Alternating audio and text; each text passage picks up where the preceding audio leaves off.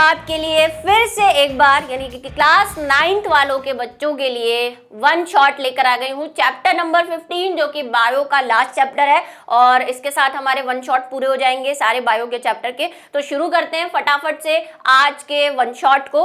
और chapter number 15 है, कौन सा है ये तो आपको पता ही है कि खाद्य संसाधनों के सुधार करने हैं। ज्यादा इसमें से कोई क्वेश्चन बनते नहीं है, मैं आपको बताती रहूंगी कि क्या क्वेश्चन बन सकता है क्या है। और स्पेशली जैसा कि मैं हमेशा कहती हूँ कि डिटेल क्लास जितना लेवल पे हम इसको नहीं पढ़ते, क्योंकि डिटेल क्लास अपने आप में डिटेल क्लास होती है। वन शॉट में हम रिवीजन के हिसाब से पढ़ते हैं। तो अगर जो फर्स्ट टाइम वन शॉट देख रहे हैं काम तो हो जाएगा, लेकिन हो सकता है उन्हें बहुत सारी चीजें ऐसा लगे अजीब सी, क्योंकि भाई डिटेल क्लास में हमने उसको ज्यादा अच्छे से पढ़ा है। तो डिटेल क्लास जरूर देखें एक बार के लिए। चलिए, खाद्य संसाधनों में सुधार की आवश्यकता, फसलों में उत्पादन, पशुपालन, इसके बारे में हमें पढ़ना है। खाद्य संसाधनों में सुधार की आवश्यकता क्यों है भाई? सबसे पहला सवाल यह है, तो पहला सवाल यहीं से ये क्वेश्चन बनता है और एनसीईआरटी के अंदर भी है। पहला क्वेश्चन यहीं से बनता है कि खाद्य संसाधनों में सुधार की आवश्यकता क्यों है। तो जैसे जैसे जनसंख्या बढ़ती जा रही है हमारी डिमांड्स बढ़ती जा रही है, और हमारी डिमांड्स बढ़ती जा रही है तो हम क्या करते हैं, केमिकल्स का यूज करते हैं, कोई अलग अलग प्रकार के खाद उसके अंदर डालते हैं जिसमें बहुत सारे प्रकार के केमिकल मिले हुए हैं। इससे बहुत सारे नुकसान हमें हो रहे हैं, हमारे शरीर के अंदर केमिकल जाता है, हमें उससे नुकसान होता है। प्लस फसलों का उत्पादन उस लेवल पे नहीं हो पा रहा जिस लेवल पे जनसंख्या बढ़ रही है। तो कई लोगों को अनाज की प्राप्ति प्रॉपर्ली नहीं हो पा रही है। तो उसी का सॉल्यूशन करने के लिए हमें क्या करना पड़ रहा है, फसलों और खाद्य संसाधनों में सुधार करना पड़ेगा। हमें उत्पादन बढ़ाना पड़ेगा। हमें ये ध्यान रखना है कि हमारे खेतों में जो फसलें हैं वो बर्बाद ना हो जाए, बारिश की वजह से, किसी भी वजह से, कीड़ों की वजह से, है ना, मौसम की वजह से बर्बाद नहीं हो। तो उसकी सेफ्टी को ध्यान में रखते हुए हमें क्या क्या सॉल्यूशन करने हैं, क्या क्या समस्या का समाधान ढूंढना है, यही इस चैप्टर में हमें पढ़ना है और यही हमारी आवश्यकता है। तो क्या क्या पॉइंट बनते हैं यहाँ पे देख लो। तो सबसे पहली बात, इस पे भी क्वेश्चन बना हुआ है कि हमारी भोजन की आवश्यकताएं क्या है, तो हमें क्या फसलों से मिलता है, क्या हमें खाद्य संसाधनों से मिलता है। तो खाद्य संसाधनों से हमें प्रोटीन, कार्बोहाइड्रेट, वसा, विटामिन और खनिज लवण मिलते हैं। इन्हीं से हमारे शरीर के पोषक तत्वों की आपूर्ति होती है, हमारे शरीर में वृद्धि होती है। तो हमें खाद्य तो चाहिए ही चाहिए। और ये खाद्य हमें कहाँ से मिल रहा है, ये खाद्य या भोजन हमें कहाँ से मिल रहा है, फसलों से। इन सभी आवश्यकताएं जो है हमारे विकास, वृद्धि और स्वास्थ्य के लिए आवश्यक है।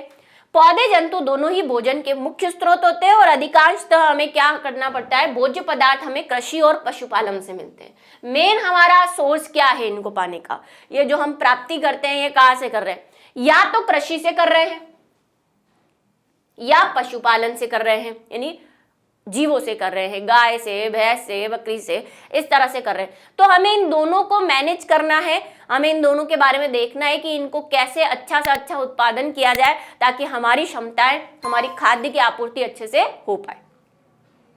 जनसंख्या बढ़ रही है और जनसंख्या बढ़ने के साथ लगातार वृद्धि से हमें इनकी जरूरत भी पड़ेगी। तो ये आवश्यकता है, ये सारी आपको लिखनी है। बढ़ती हुई जनसंख्या में उत्पादन की आवश्यकता पे भी हमें क्या करना पड़ेगा, ध्यान देना पड़ेगा। वृद्धि में अधिक भूमि क्षेत्र में संभव हो सके, हमें ज्यादा से ज्यादा खेतों में फसलें उगानी है, उत्पादन को बढ़ाना है। क्योंकि जनसंख्या बढ़ रही है तो आपको पता है लोग मकान बना रहे हैं, जनसंख्या बढ़ेगी तो रहने के लिए मकान बनाएंगे। कहाँ बनाएंगे, खेतों को हटा के, है ना, जमीन जो खेत के लिए यूज हो रही थी वहां पे मकान बन जाएगा। तो खेत धीरे धीरे कम होते जा रहे हैं, मकान बढ़ते जा रहे हैं। तो हमें इस चीज को ध्यान में रखते हुए ज्यादा से ज्यादा भूमि पे खेती करनी है, उत्पादन बढ़ाना है, क्योंकि सबसे मेन काम तो हमारा उत्पादन है भाई, उसके बिना हम कैसे जिएंगे। तो संभवतः उपलब्धता नहीं हो पा रही है हमारे पास क्या नहीं हो पा रही, कृषि के लिए अधिक भूमि की उपलब्धता कम हो गई है क्योंकि जनसंख्या बढ़ रही है। और इसीलिए हमें क्या करना है, फसल और पशुपालन की उत्पादन क्षमता को बढ़ाने की जरूरत पड़ रही है। अभी तक फसल बढ़ाने के लिए हमारे पास प्रयास कुछ सीमा तक सफल हुए। हमने बहुत सारे प्रयास किए, जैसे हमने एक किया हरित क्रांति। क्या है हरित क्रांति, नाम बता रहा है इसका, ग्रीन रेवोल्यूशन जिसको कहते हैं भाई, फसलों के उत्पादन में वृद्धि करना, इसे क्या कहते हैं, हरित क्रांति। फसल हरे कलर की होती है, अभी पौधे हरे कलर के होते हैं, तो फसलों के उत्पादन में वृद्धि करना क्या कहलाता है, हरित क्रांति। और ये किसके अंदर की गई थी, गेहूं के अंदर की गई थी। गेहूं में बहुत ज्यादा उत्पादनशीलता बढ़ाई गई क्योंकि मेन सोर्स हमारा खाने का जो है वो क्या है स्रोत, रोटी ही है, गेहूं है, तो उसके उत्पादन को बढ़ाया गया। इसी तरह श्वेत क्रांति, इस पे क्वेश्चन बन सकता है। हरित क्रांति किसके लिए, पौधों के लिए, फसलों के लिए। श्वेत क्रांति किसके लिए है, दूध से रिलेटेड, इसमें पशुपालन आ जाएगा आपका, ठीक है, अच्छा प्रबंधन करने की। ऐसे ही होता है ब्लू क्रांति या नीली क्रांति, वो किसके लिए है, मछलियों के लिए है, ठीक है। तो आपको थोड़ा थोड़ा ध्यान होना चाहिए। अब सबसे पहले हम ये उत्पादन कैसे बढ़ाएं, फसलों में उत्पादन कैसे बढ़ाएं। तो फसलों में उत्पादन के कुछ हमारे पास प्रोसीजर्स हैं, हमारे पास कुछ प्रक्रिया हैं, जिसमें सबसे पहला है कि अगर हम कोई ऐसी फसल बना ले जो अपने आप में ज्यादा पैदावार करती हो तो अच्छा है। सभी खेत में जो भी रहते हैं बच्चे भाई, खेत से या जिनके आसपास खेत है या जिनके परिवार में खेती होती है, वो समझते हैं कि फसलों में विभिन्न प्रकार की किस्में आती है ना। जैसे गेहूं की अगर हम बात करें तो गेहूं में एक किस्म होती है सोनालिका, ठीक है। ऐसी तो ये किस्म क्या होती है, चावल में आपने देखा कितनी वैरायटी आती है चावल की, ये भाई तिबार है, ये बासमती है। ऐसा क्यों है, क्योंकि उनकी पैदावार क्षमता में क्या होता है, अंतर होता है। कुछ फसलें ऐसी होती है जो कम भूमि पे ज्यादा पैदावार करती है, जिसमें प्रोटीन, विटामिन, कार्बोहाइड्रेट की मात्रा ज्यादा होती है। तो इसीलिए हम क्या करते हैं, फसल उत्पादन में उन्नति लाने के लिए हम अलग अलग चीजें यूज करेंगे, जिसमें सबसे पहला हम क्या करेंगे, फसल की किस्म चेंज करेंगे। किस्म मतलब वैरायटी। विभिन्न फसलों के जलवायु संबंधित परिस्थितियां होती है, जैसे उनको एक निश्चित तापमान चाहिए, है ना। हर फसल का एक अपना तापमान होता है। सारी फसल हर सीजन में नहीं उगती, कोई ऐसी फसल होती है जो गर्मी में उगती है, कोई ऐसी फसल होती है जो सर्दी में उगती है। तो भाई हर के लिए हमें अलग अलग टेम्परेचर चाहिए, ठीक है। दीप्तिकालिता क्या होती है, जिसको फोटो पेरियोडिसिटी कहते हैं, ये भी डिपेंड करता है प्रकाश पे।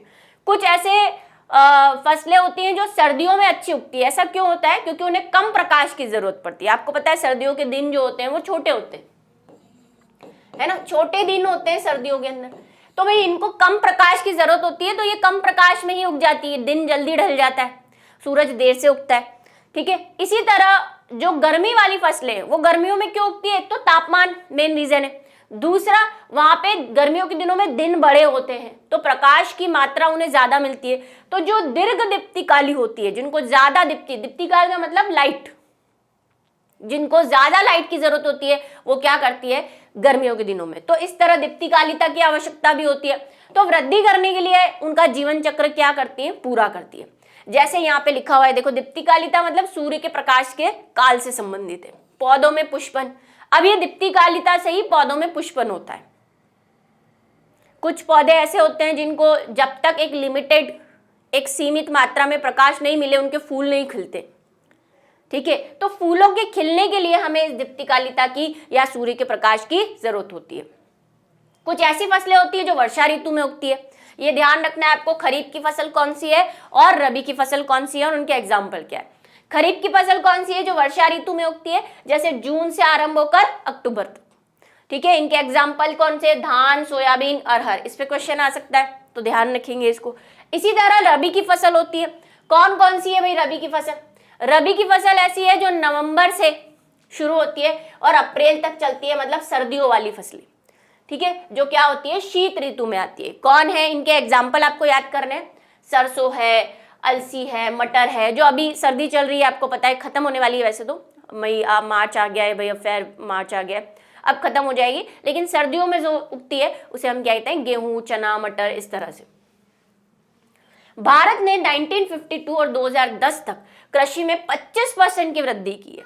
और क्यों वृद्धि की है, इन्हीं सब हमारी टेक्निक्स की वजह से, साइंस की वजह से हमने वही सोचा कि कैसे वृद्धि की जाए ताकि खाद्यान्न की आपूर्ति हो सके, लोगों को अच्छे से खाना मिल सके। जैसे जनसंख्या बढ़ रही है वैसे उत्पादन भी बढ़ाया जा सके। अब फसलों के उत्पादन में अगर हमें सुधार करना है तो हमें क्या क्या करना पड़ेगा। सबसे पहले हमें ये 3 चीजें अपनानी है। ये रहा क्वेश्चन, फसलों में सुधार के लिए क्या क्या गतिविधियां अपनाएंगे,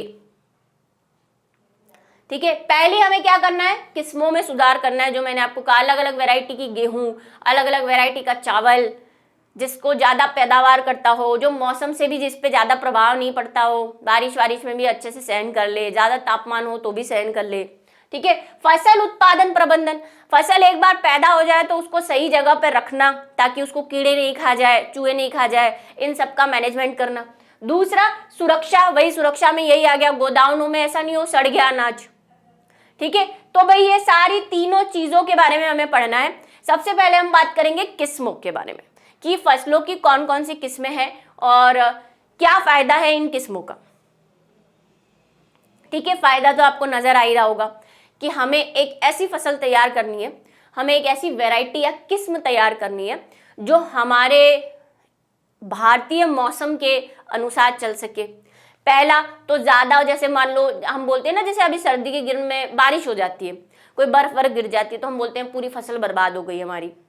तो ऐसी फसल बनाओ जिसपे मान लो कि बहुत ज्यादा बारिश हो जाए, पाला गिर जाए, पाला गिरना समझते हो, बर्फ गिर जाए, तो उस पर कोई असर नहीं हो, वो उसको भी सहन कर ले।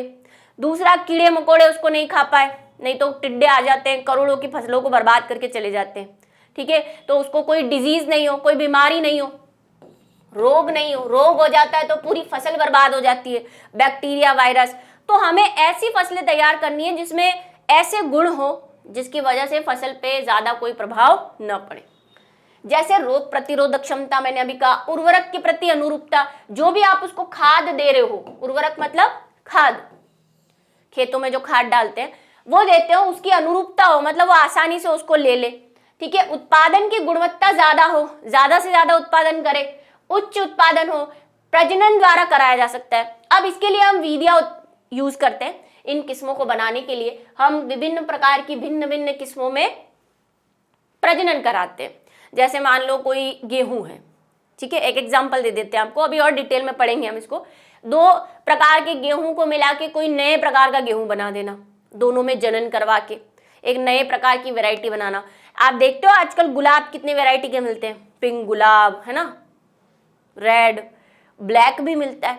ये कैसे बने? ये इन्हीं से बने, फसल से नई किस्में बना रहे हैं। गेहूं भी बहुत वैरायटी के मिलते हैं, सबका प्राइस अलग अलग होता है। सबसे पहली है संकरण विधि, जिसकी मैं बात करी थी। संकरण का मतलब क्या होता है? संकरण का मतलब होता है मिक्सिंग, मिलाना। अब कैसे मिला रहे हैं, देखो संकरण विधि में क्या करते हैं, भिन्न भिन्न आनुवंशिक गुण। अब ये आनुवंशिक का मतलब क्या आता है? देखो बच्चों, लास्ट चैप्टर चल रहा है बायोलॉजी का, इससे पहले बहुत सारे चैप्टर हमने पढ़े, हमने बात की कि किसी भी जीव का आनुवंशिक गुण क्या है, उसके डीएनए पे निर्भर करता है कि उसमें कितने गुणसूत्र हैं, उसमें कितने डीएनए हैं। तो अगर हम कोई बोल रहे हैं कि ये गेहूं की एक किस्म है और ये गेहूं की दूसरी किस्म है, तो इस किस्म का क्या मतलब है कि उसका डीएनए अलग है, दूसरी वाली का डीएनए अलग है। तो आनुवंशिक गुण का मतलब उसके डीएनए अलग है, ठीक है, सिंपली ये मतलब है। तो मान लो हमारे पास कोई एक गेहूं है और एक दूसरा गेहूं है, ठीक है, इसका नाम ए है, इसका नाम बी है, एग्जाम्पल मान लेते हैं। अब ये ए और बी बोल रहे हैं, इसका मतलब कि इसके अंदर डीएनए अलग है और इसको मैं अलग कलर से बना देती हूँ थोड़ा चेंज के लिए, ये इसके लिए डीएनए अलग है। अब हम क्या करेंगे, ये ऐसा गेहूं है जो ज्यादा बीमारी नहीं होती इसको, है ना, इसको रोग नहीं लगते, अच्छा प्रकार का गेहूं है। ये ऐसा गेहूं है जिसकी पैदावार बहुत ज्यादा होती है लेकिन इसको बीमारी लग जाती है, तो पैदावार होती है तो सारे किए कराए पे पानी फिर जाता है। हम चाहते हैं कि हमें ये दोनों मिला ले। अगर इसकी एक क्वालिटी कौन सी कि इसको रोग नहीं होता, ये बीमार नहीं होता ज्यादा, इसकी क्वालिटी इसमें डाल दे, गुण इसमें डाल दे, और इसकी ज्यादा पैदावार वाला गुण इसमें डाल दे, तो क्या हम ऐसा कर सकते हैं? बिल्कुल कर सकते हैं। कैसे? संकरण से। संकरण को क्या बोलते हैं? हाइब्रिडाइजेशन। हाइब्रिडाइजेशन कहते हैं बच्चों इसको, ठीक है। क्या करेंगे हम? इन दोनों के बीच में क्रॉस करा देंगे, इसको बोलते हैं क्रॉस कराना, संकरण कराना। कैसे संकरण कराएंगे? तो सभी बच्चे हो, थोड़ा थोड़ा सबको पता है भाई, इसके जो पुष्प है उसके परागकण लेके उसके दूसरे इसके पुष्प के परागकण पे डाल देते हैं, दोनों में जनन हो जाएगा, रिप्रोडक्शन हो जाएगा, फिर बीज बनेगा। तो इन दोनों से जो बीज बनेगा नया वाला, उस बीज में इसकी भी क्वालिटी होगी और इसकी भी क्वालिटी होगी, मतलब इसके भी गुण होंगे, इसके भी गुण होंगे। तो अब ये जो चीज बनी है हमारे पास, अब मैं इसको दोनों कलर से बना रही हूं आपको समझाने के लिए कि कुछ गुण इसमें इसके ऐसे भी है और कुछ गुण येलो वाले जैसे भी है, तो इसको बोलते हैं संकरण किस्म। क्या बोलते हैं इसको? संकरण किस्म बोलते हैं, क्योंकि हमने दो चीजों को मिला दिया। आजकल खाना बनाते हैं और फ्यूजन बोलते हैं जिसको, इंडियन खाने को चाइनीज खाने से मिला के नई वैरायटी का हमने खाना बना रखा है ना, थोड़ा थोड़ा चेंज करके। बस ऐसा ही कुछ यहाँ पे हम फसलों के साथ कर रहे हैं, इसको कहते हैं संकरण किस्म। तो हम इसमें क्या करते हैं, दो भिन्न आनुवंशिक गुणों वाले पौधों के मध्य क्या करवा देते हैं, संकरण करा देते हैं। अब ये अंतरा किस्मी भी हो सकते हैं। अंतरा किस्मी देखो ब्रैकेट में लिखा हुआ है भिन्न भिन्न किस्म, ये अलग किस्म है, ये अलग किस्म है, दोनों को मिला के कोई तीसरी किस्म बना दी हमने। या अंतरा स्पीशीज भी हो सकती है, जैसे एक ही जीनस की दो विभिन्न जातियों में, सब पढ़ा हुआ है अपने वंश क्या होता है, जाति क्या होता है। अगर दो अलग जातियों में करवाते हैं तो उसको अंतरा जाति कह सकते हैं, दो किस्मों में करवाते हैं तो उसे अंतरा किस्मी कह सकते हैं, या दो वंशों में करवाते हैं जीनस में तो उसे अंतरावंशीय कह देंगे। ठीक है, तीनों बातें समझ में आ गई, सबके ब्रैकेट में लिखा हुआ है। दूसरी हमारे पास विधि क्या है कि हम एक और मेथड अपना लें, हम जीन ही बदल दें उसका। अभी तो हमने जीन वीन बदला नहीं, डीएनए बदला नहीं।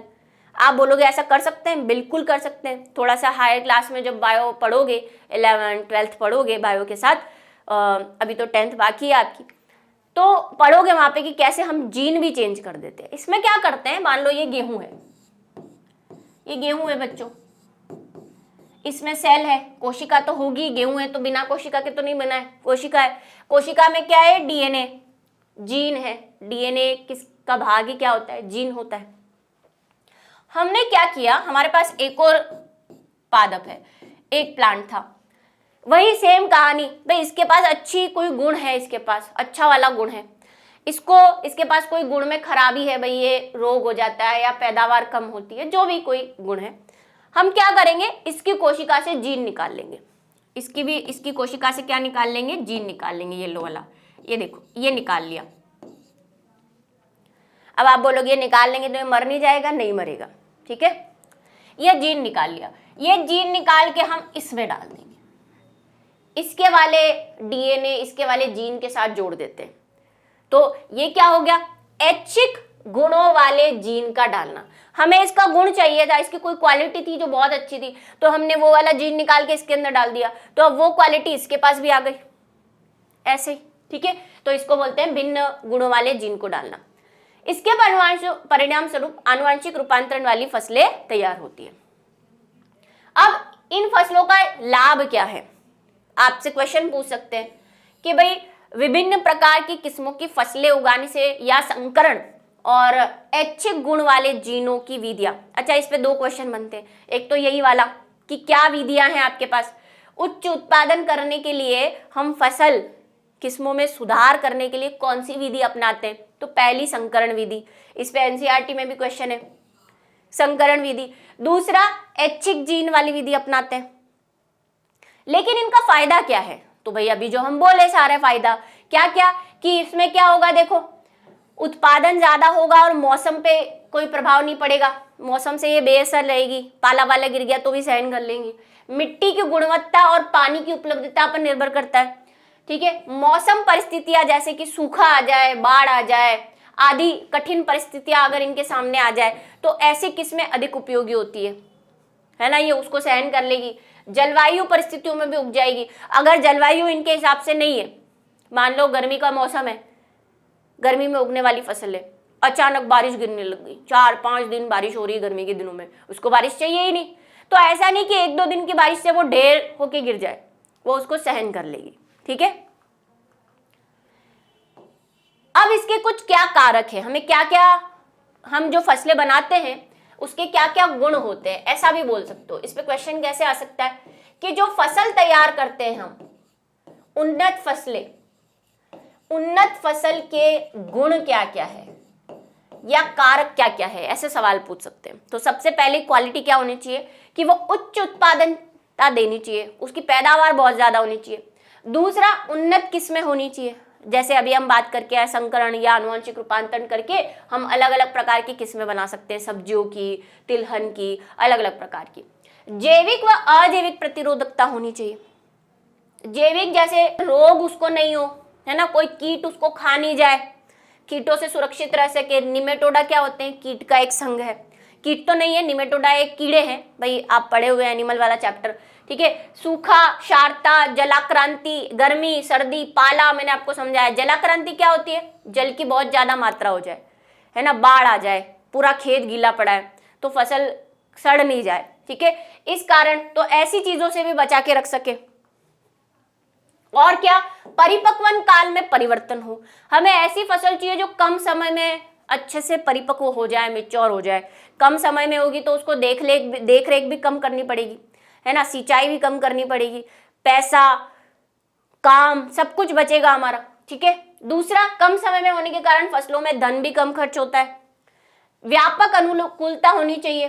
किस्मों का विकास करना विभिन्न पर्यावरण परिस्थितियों में फसल उत्पादन को स्थायी करने में सहायक होगा, ठीक है। ऐच्छिक सस्य विज्ञान गुण, ये भी दे रखा है और ये क्वेश्चन भी है। क्या होता है ऐच्छिक? एनसीईआरटी में जो लाइन लिखी हुई है सेम हमने यहाँ लिखी है। चारे वाली फसलों के लिए लंबी व सघन शाखाएं ऐच्छिक गुण है। ऐच्छिक का मतलब होता है हमें जो चाहिए, हमें जो चाहिए, मतलब जैसे हमारी डिमांड पे डिपेंड करेगा। जैसे यहाँ पे लिखा हुआ है कि चारे वाली फसलें, जिसको चरते हैं, गाय भैंस ये चरती है, तो वहां पे आपकी क्या आशा होगी उस फसल से, उस घास से, कि वो लंबी लंबी उगे, लंबी उगेगी, ज्यादा मात्रा में उगेगी तो ज्यादा गाय भैंस उसको खा पाएगी। तो ऐच्छिक का मतलब हम जो चाहते हैं उसके हिसाब से हम साइंस को यूज करके, विज्ञान को यूज करके अपनी फसलों में परिवर्तन कर सके, उसे कहते हैं ऐच्छिक सस्य विज्ञान गुण, जो अभी हमने ऊपर भी किया, संकरण विधि से, ऐच्छिक जीन से, इस तरह से। अनाज के लिए बोने वाले पौधे उपयुक्त, ताकि इन फसलों को उगाने के लिए कम पोषक तत्व की आवश्यकता हो। ऐसी फसलें बना ले हम जिनको कम खाद देने पर भी वो अच्छा उत्पादन करे, तो हमारा पैसा भी बच जाएगा, तो उसको बोलते हैं ऐच्छिक सस्य उत्पादन। अब फसलों का प्रबंधन, पहला पॉइंट क्या था? उन्नत फसलें पैदा करना, वो बता दी हमने, 2 वीडियो से कर सकते हैं, ठीक है। कौन कौन सी? संकरण और जीन परिवर्तन करके, ऐच्छिक जीन परिवर्तन करके। दूसरा पॉइंट क्या था हमारा? फसल उत्पादन कैसे हम क्या करें? प्रबंधन करें, मतलब फसल को कैसे मैनेज करें। फसल 3-4 महीने उगती है, तब तक उसको सिंचाई करनी पड़ती है, उसकी सुरक्षा करनी पड़ती है। अगर कोई बारिश जैसा मौसम हो रहा है, कोई कीट वीट, उसके टिड्डा विड्डा उसको खाने आ रहे हैं, कोई गाय वाय खेत में घुस रही है चरने के लिए, उसको पूरी फसल साफ कर दे, तो इन सब से हमें सुरक्षा भी करनी पड़ती है, ठीक है। तो फसल प्रबंधन में क्या आता है? मैनेजमेंट, कि आप कैसे फसल का मैनेज करोगे 3-4 महीने। ऐसा तो नहीं है फसल उगा दी और छोड़ दिया आराम से सो रहे। आपने देखा है किसानों को कितनी मेहनत करते हैं, रोज वहां पे जाएंगे, कोई खरपतवार उग गए हैं वहां पे, ऐसी चीजें जो हमें नहीं चाहिए वो उग गई है तो उनको उखाड़ते हैं, बहुत सारा प्रोटेक्शन देना पड़ता है। तो वही इसके अंदर आएगा। सबसे पहला है पोषक प्रबंधन। सबसे पहली चीज कि फसल अगर आपको अच्छी चाहिए तो आपको उसको क्या देना पड़ेगा? उसके पोषक तत्व देने पड़ेंगे। पौधे को जिस चीज की जरूरत है, नाइट्रोजन, फास्फोरस, कार्बन, वो आपको मिट्टी के अंदर या तो नेचुरली प्रेजेंट हो या आपको खाद की फॉर्म में डालने पड़ेंगे, ताकि फसल उसको ले और अच्छा उत्पादन करे। अच्छे विकास के लिए, पौधों की वृद्धि के लिए पोषक पदार्थों की आवश्यकता होती है, ठीक है। और पोषक पदार्थ के साथ हवा, पानी, मिट्टी से प्राप्त करते हैं पौधे। गैसें हैं वो तो हवा से प्राप्त करते हैं, हमने पिछले चैप्टर में भी देखा। जैसे नाइट्रोजन है वो डायरेक्टली नहीं ले पाते, मिट्टी से लेते हैं, यही पढ़ा था ना नाइट्रोजन फिक्सेशन हमने। ऐसे ही फास्फोरस है, नाइट्रोजन जब मिट्टी में मिल जाएगी तो नाइट्रोजन से जड़ें अवशोषित कर लेंगी, तो हवा से, पानी से, इस पे भी क्वेश्चन है। पौधे अपने पोषक पदार्थ कहाँ से लेते हैं या कैसे लेते हैं, ये क्वेश्चन है ना एनसीईआरटी में। तो कैसे लेते हैं? या तो हवा के थ्रू, वायु से, जैसे ऑक्सीजन ले रहे हैं, कार्बन डाइऑक्साइड ले रहे हैं। पानी से ले सकते हैं, जो पानी वो हम उनको सिंचाई करते हैं, उसमें भी बहुत सारे आयंस होते हैं, मिनरल्स होते हैं, खनिज लवण। या फिर मिट्टी से ले लेते हैं, जैसे नाइट्रोजन, फास्फोरस। तो ये आपको ध्यान रखना है। दूसरा क्या है? वृहद पोषक तत्व क्या होते हैं और सूक्ष्म पोषक तत्व क्या होते हैं, इस पे भी क्वेश्चन बनता है, ठीक है भी सही पीछे, ये ध्यान रखेंगे, इस पे भी क्वेश्चन बन सकता है। क्या होते हैं? वृहद का मतलब होता है बड़ा या ज्यादा, वृहद का मतलब क्या होता है? ज्यादा। और सूक्ष्म तो अपने आप में बता ही रहा है, छोटा या कम, ठीक है। वृहद को क्या बोलते हैं? मैक्रो, और सूक्ष्म को क्या बोलते हैं? Micro nutrients.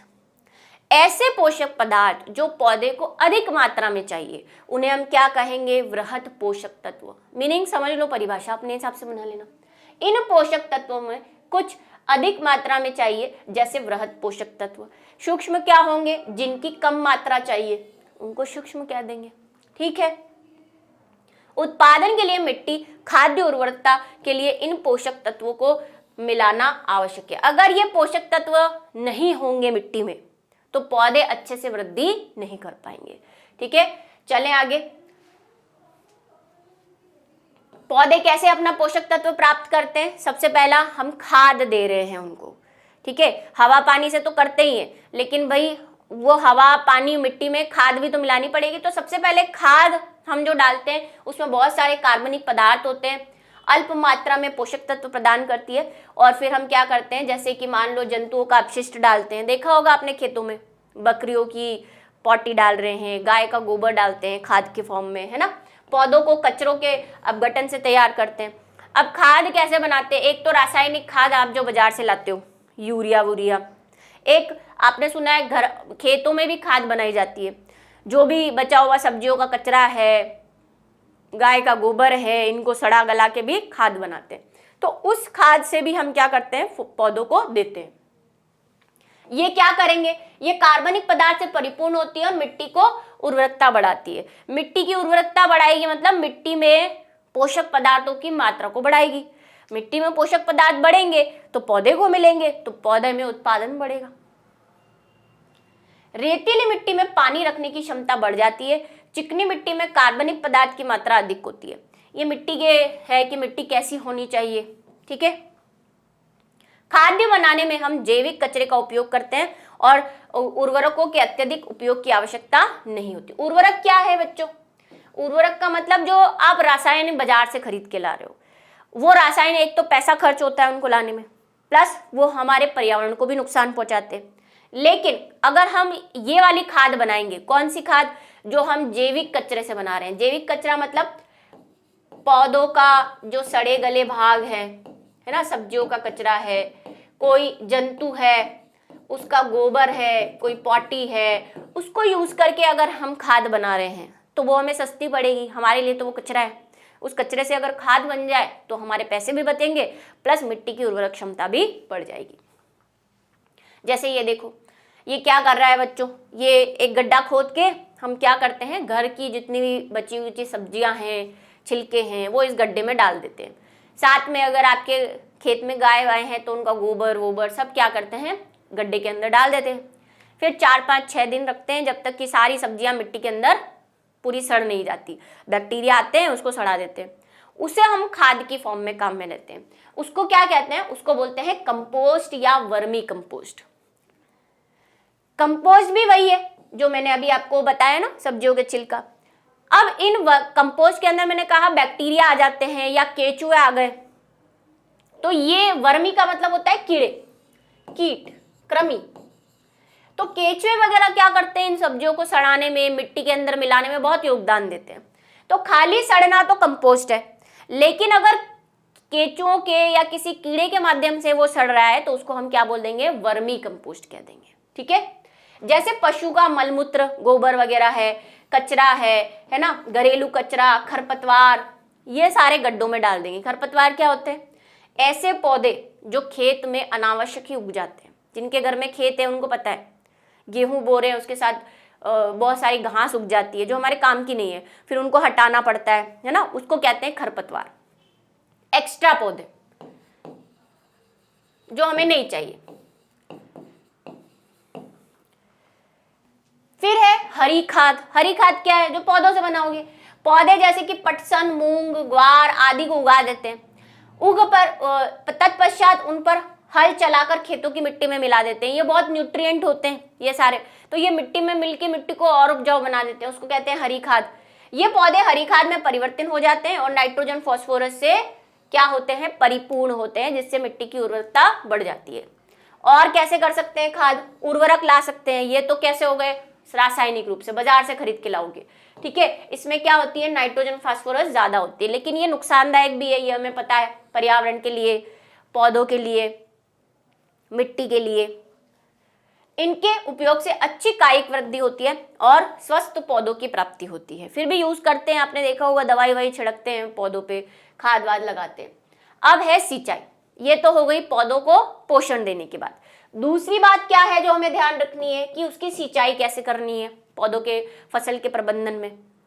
भाई क्वेश्चन कैसे लॉन्ग वाला कैसे बन सकता है, फसल का प्रबंधन कैसे करोगे, तो पहला तो क्या आ गया, उसको पोषक तत्व प्रदान करने हैं।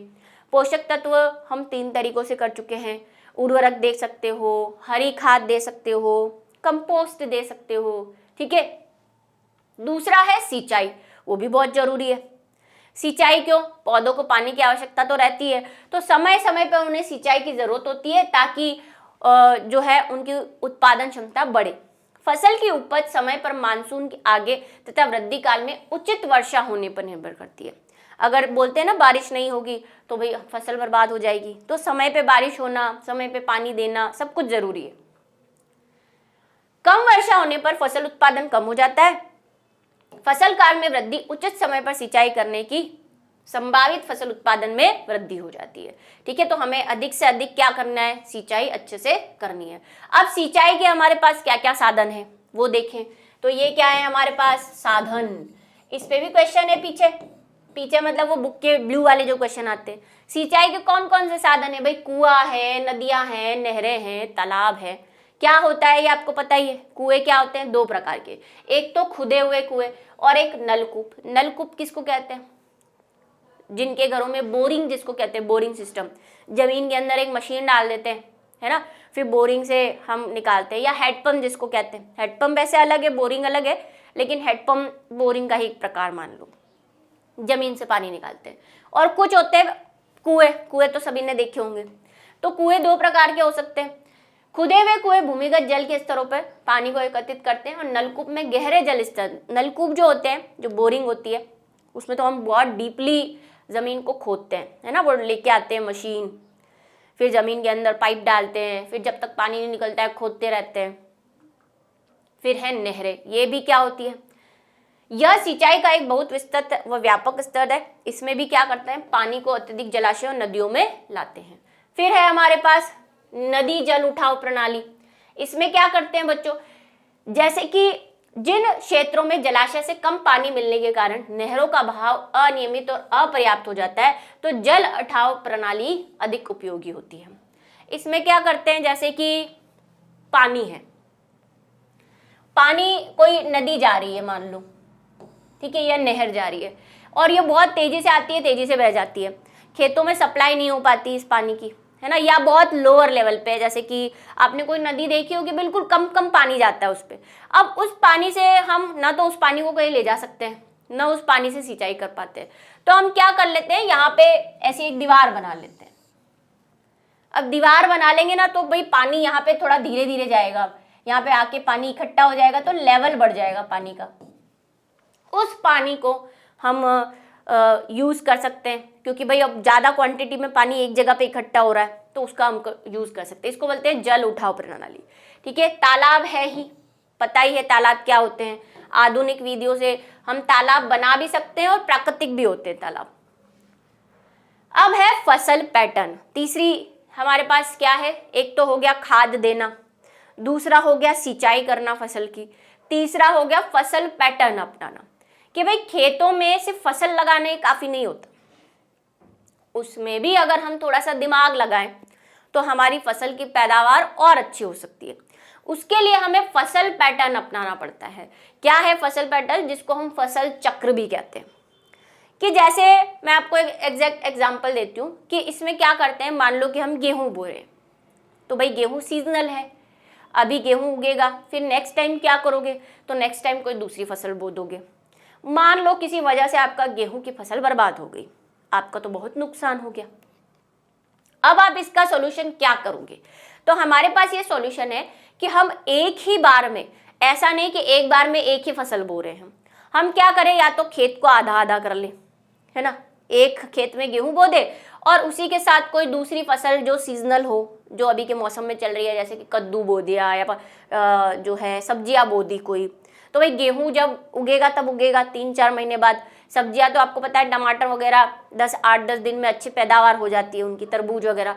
तो एक तरफ हमारी फसल तैयार हो रही है, प्लस हमारे पास जो दूसरा चल रहा है उससे हमारी इनकम भी हो रही है।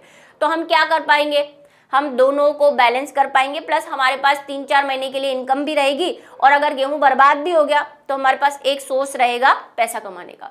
तो इसमें क्या करते हैं, जैसे गेहूं चना को साथ में बो दिया, गेहूं सरसों को साथ में बो दिया, मूंगफली व सूर्यमुखी को साथ में बो दिया। इससे हानि होने की संभावनाएं कम हो जाती है और फसल नष्ट हो जाने पर भी फसल उत्पादन की आशा बनी रहती है। एक चलो खराब भी हो गई तो दूसरी से हमें आशा रहेगी कि चलो इससे तो कुछ हमें पैसा मिलेगा। ऐसे ही है अंतरा फसलीकरण। अंतरा फसलीकरण में भी क्या करते हैं, एक साथ दो को बोते हैं, लेकिन बोते कैसे, जैसे ये खेत है, इसमें एक लाइन जो है एक की बो दी, एक लाइन किसी दूसरे की बो दी, है ना, कोई दूसरे पौधे की, फिर एक लाइन वापस गेहूं की या चने की, जो भी है, मतलब अल्टरनेट बोना है आपको, एक के साथ एक ऐसे बोना है, ठीक है। तो इसमें हम क्या करते हैं, अंतरा फसलीकरण कहते हैं इसको। अब अंतरा फसलीकरण के लाभ क्या है, ये पूछ सकते हैं कि अंतरा फसलीकरण क्या है और इसके लाभ क्या है। तो क्या लाभ है बच्चों, सबसे पहले मिट्टी की उर्वरकता बरकरार रहती है, लेकिन कैसे, सुनो। मैंने आपको समझाया था कि मान लो हमने एक बार किसी खेत में सब जगह पे चना बोया, ठीक है, चना बोया इस साल। अब हर पौधे की आवश्यकता अलग होती है। कोई पौधा जमीन से किसी प्रकार का न्यूट्रिएंट लेता है, किसी प्रकार का पोषक तत्व लेता है, कोई किसी प्रकार का लेता है। जैसे हमने 2 प्रकार के देखे ना, वृहद पोषक तत्व, सूक्ष्म पोषक तत्व। तो अभी हम ये मान लेते हैं समझने के लिए कि हमने चना बोया और ये चना क्या करता है, जमीन से फास्फोरस बहुत ज्यादा लेता है। अब आपने चना बो दिया, चने की फसल हो गई, बेच दिया चना। अब इस चने ने 3-4 महीने जब आपके खेत में रहा तो इसने भूमि से फास्फोरस लिया, लेता रहा। तो जमीन के अंदर फास्फोरस की कमी तो हुई होगी, क्योंकि सारा फास्फोरस चने ने ले लिया मैक्सिमम। अब अगर मान लो आप दूसरी बार फिर चना बो दो तो क्या होगा, पहले से ही उसमें फास्फोरस नहीं था, आपने फिर चना बो दिया। अब भूमि के पास फास्फोरस है नहीं देने के लिए, क्योंकि फास्फोरस हमने चक्र पड़ा हुआ है, कार्बन चक्र पड़ा, फास्फोरस चक्र पड़ा, भाई टाइम लगता है ना बनने में फास्फोरस को दोबारा, आपने ये ध्यान ही नहीं दिया। या आपने चने की जगह मान लो कोई ऐसी फसल बो दी, मान लो गेहूं ही बो दिया, गेहूं को भी फास्फोरस ही चाहिए, तो फिर वो गेहूं अच्छे से नहीं उगेगा, क्योंकि भूमि में फास्फोरस है ही नहीं। अब इसका सॉल्यूशन क्या है, अगर आप अंतरा फसलीकरण करोगे, मान लो कि अभी आपने अंतरा फसलीकरण में हम क्या कह रहे हैं, 2 या 2 से ज्यादा फसल बोना, या एक बोई है तो उसके बाद दूसरी बो देना। अब जैसे मान लो मैंने यह चना बोया, तो अब मैं गेहूं नहीं बोऊंगी, मैं एक ऐसी फसल बोऊंगी, जैसे मान लो मैंने सोयाबीन बो दिया। अब सोयाबीन को फास्फोरस नहीं चाहिए, हमें ऐसी फसल बोनी है जिसकी डिमांड इससे अलग हो। अब मान लो कि फास्फोरस जो है वो पोटेशियम ज्यादा लेता है, तो बस हमारा काम हो जाएगा, ठीक है। ये पोटेशियम लेगा, फास्फोरस कम लेगा तो सही फास्फोरस, लेकिन कम लेगा। तो जब तक ये फसल उगती रहेगी तब तक भूमि के अंदर वापस फास्फोरस बन जाएगा, तो हमारी भूमि की जो उर्वरक क्षमता है वो बरकरार रहेगी। इसको कहते हैं, ये समझ में आया। इस विधि में पीड़क व रोगों के एक प्रकार की फसल के सभी पौधे फैलने से रोक जाते हैं। कोई कीड़ा होता है वो कोई विशेष फसल पे लगता है, सबके अलग अलग कीड़े होते हैं, गेहूं को अलग कीड़े खाते हैं, है ना, चने को अलग खाते हैं। तो आप बदल बदल के बोते हो ना, तो जैसे मान लो गेहूं को खाने वाले कीड़े अभी खेत में हैं, अब आपने गेहूं की जगह चना बो दिया, वो चना नहीं खाते, तो धीरे धीरे वो मर जाएंगे। फिर जब आप गेहूं बोओगे तो वो कीड़े आपको नहीं मिलेंगे और आपका गेहूं बच जाएगा। 2 विभिन्न प्रकार की फसलों को आसानी से बोई या काटी जा सकती है, ठीक है। ये उपाय है, आपको हो सकता है क्वेश्चन आ जाए। प्रति इकाई क्षेत्रफल पर उत्पादन अधिक होता है और भूमि की उर्वरक क्षमता बढ़ती है।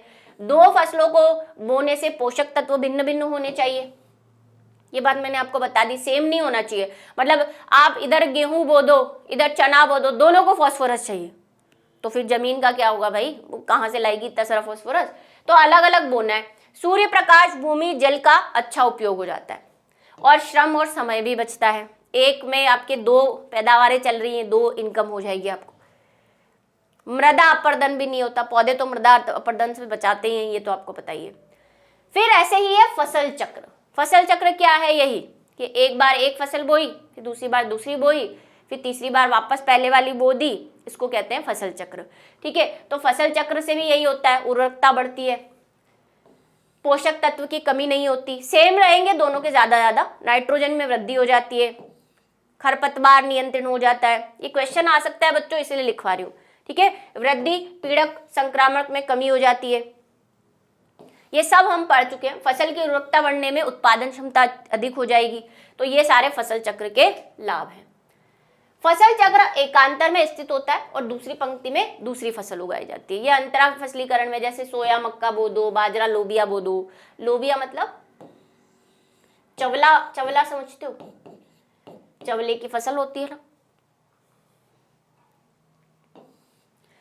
इससे क्या होगा? पोषक तत्व भिन्न भिन्न रहेंगे और उत्पादन क्षमता भिन्न भिन्न होंगे। ये आ गई देखो फसल चक्र की परिभाषा, अगर किसी को नहीं समझ में आ रही हो। किसी खेत में क्रमवार, क्रमवार का मतलब सीक्वेंस से, क्रम होता है ना भाई, रोल नंबर होता है, क्रम होता है 1 2 3 4, तो भाई ऐसे यहाँ पे क्रम है कि भाई गेहूं बोया, फिर चना बोया, फिर मटर बोई, फिर वापस गेहूं बो दिया, फिर चना बो दिया, फिर बीच में मटर ले ली, फिर सोयाबीन ले लिया। ऐसे क्या करना, कार्यक्रम बना के फसल बोई जाती है, उसे कहते हैं फसल चक्र, साइकिल। एक कटाई के बाद कौन सी फसल उगानी है, यह नमी और सिंचाई की उपलब्धता पर निर्भर करता है ना। आपको सब देखना पड़ेगा कि जो फसल आप उगा रहे हो उसकी आवश्यकता क्या है। सेम नहीं होनी चाहिए पहले वाले की तरह, जैसे मैंने बताया कि गेहूं के पीछे आपने चना बो दिया, दोनों की आवश्यकता एक जैसी। प्लस आपको सिंचाई भी देखनी पड़ेगी कि जो फसल आप उगा रहे हो उसमें कितना पानी चाहिए, आपके पास कितना पानी है, बारिश का मौसम है कि सर्दी का मौसम है, उसके अनुसार बोनी पड़ेगी फसल।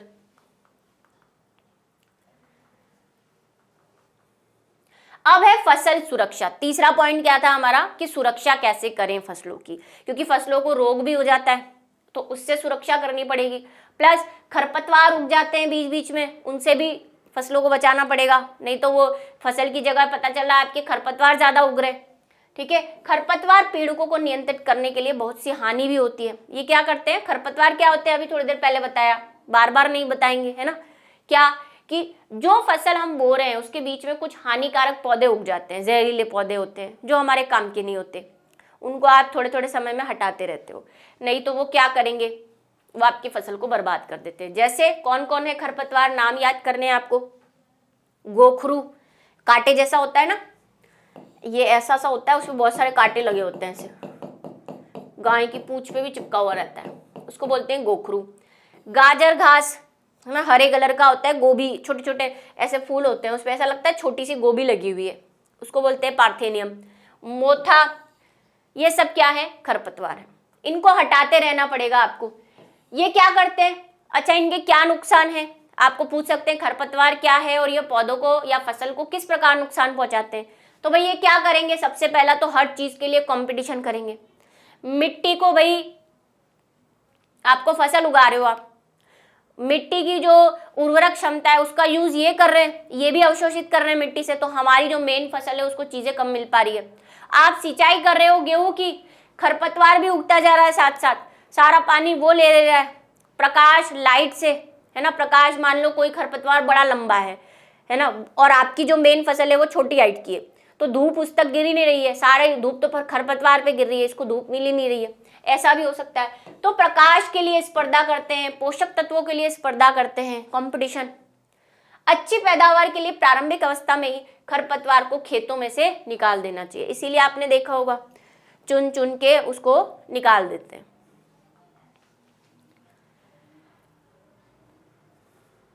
प्रायः कीट पीड़क 3 प्रकार से पौधों को आक्रमण करते हैं। अब दूसरे हैं कीट, ये तो हो गई खरपतवार की बात। कीट है, टिड्डा है ना, ग्रास होपर जिसको आप कहते हो, कोई कीड़े हैं जो पौधों को खा जाते हैं। अब वो 3 प्रकार से क्या करते हैं, पौधों को नुकसान पहुंचा सकते हैं। ये मूल, तना और पत्तियों को काट देते हैं, कटर कटर करके। ठीक है, ये पौधे के विभिन्न भागों में कोशिकीय रस को चूस लेते हैं, पता चले पौधे के अंदर घुस गए और सारा जो भी कोशिका का रस था वो खारा चूस गए। तने और पौधों में छिद्र कर देते, तने में छेद कर दिया, पत्ती में छेद कर दिया, फसल बर्बाद। तो 3 तरह से ये हमें या हमारे फसलों को नुकसान पहुंचाते हैं कीट। फसल खराब कर देते हैं और क्या कर देंगे, फसल उत्पादन में कमी हो जाएगी, प्लस उसकी वैल्यू भी कम हो जाएगी। है ना। आप पालक लेने जाते हो, मेथी लेने जाते हो, गोभी लेने जाते हो, मम्मी सब देख के लाती है ना। अगर पालक में छेद होता है, खाई हुई पत्तियां होती है, तो मम्मी लेती नहीं है, कहती है ये तो कीड़े ने खा रखी है ना। सब देख के लाते हैं, तो भाई पैसा भी कम हो जाएगा, उसका उत्पादन क्षमता भी कम हो जाएगी। रोग बैक्टीरिया, कवक, वायरस जैसे रोग कारकों पर लग जाते हैं, मिट्टी, पानी और हवा में उपस्थित रहते हैं और इन माध्यमों से पौधे में फैल जाते हैं। बैक्टीरिया वगैरह है, कवक वगैरह है, वायरस है, ये भी क्या करते हैं, फसलों को नुकसान पहुंचाते हैं, बीमारी फैलाते हैं। अब इनको नियंत्रित कैसे करें? अब नियंत्रण के लिए क्या करोगे, तो देख ही रहे हो, यहाँ पे देखा ही है ना। हम क्या करते हैं, केमिकल्स का छिड़काव करते हैं, लेकिन ये केमिकल्स वही हमें थोड़े समय के लिए उनसे फायदा तो पहुंचा देंगे, लेकिन ये पौधों पर लगे हुए रह जाते हैं। पौधों पर लगे हुए रह जाते हैं तो फिर जब हम ये सब्जियां या फल बिना धोए खा लें, या कुछ ऐसे केमिकल होते हैं जो धोने से भी साफ नहीं होते, फिर वो हमारे अंदर जाते हैं, जो भी उसको खा रहा है उसके अंदर जाते हैं और उससे विभिन्न प्रकार की बीमारियां फैलाते हैं। तो ज्यादा भी हमें इन रासायनिक पदार्थों का यूज नहीं करना है। सबसे पहला है पीड़कनाशी रसायन। पीड़क का मतलब होता है कीट। ये जो बैक्टीरिया हैं, कवक हैं, इन सबको पीड़क कहते हैं क्योंकि ये पौधों को खा रहे हैं। जो शाकनाशी, शाकनाशी मतलब शाक को खाने वाले, कीटनाशी कीटों को मारने वाले, कवकनाशी कवकों को मारने वाले इसके अंतर्गत आते हैं। फसल पौधों छिड़काव करते हैं और मिट्टी के उपचार के लिए उपयोग में लाते हैं।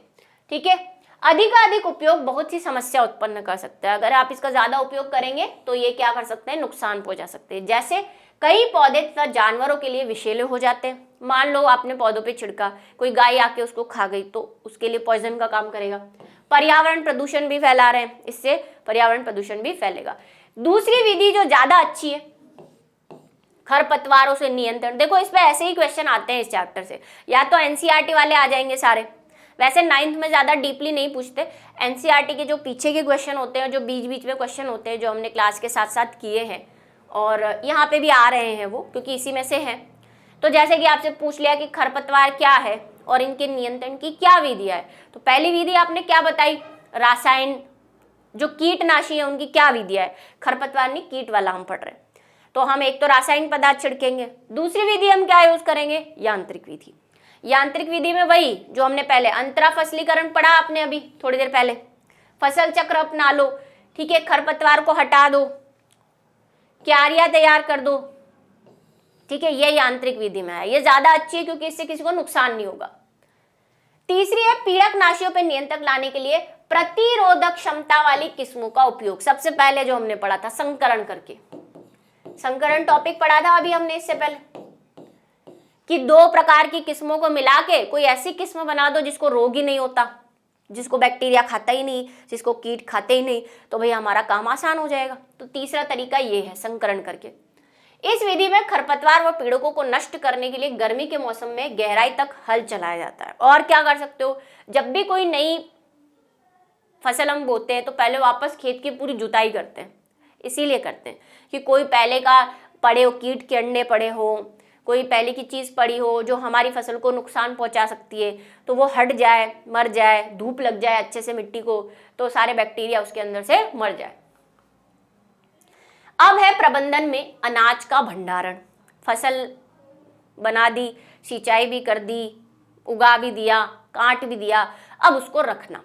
तो भाई भंडारण करना पड़ेगा, उसको स्टोर करना पड़ेगा, बड़े बड़े गोदाम के अंदर उसको हम रख सकते हैं।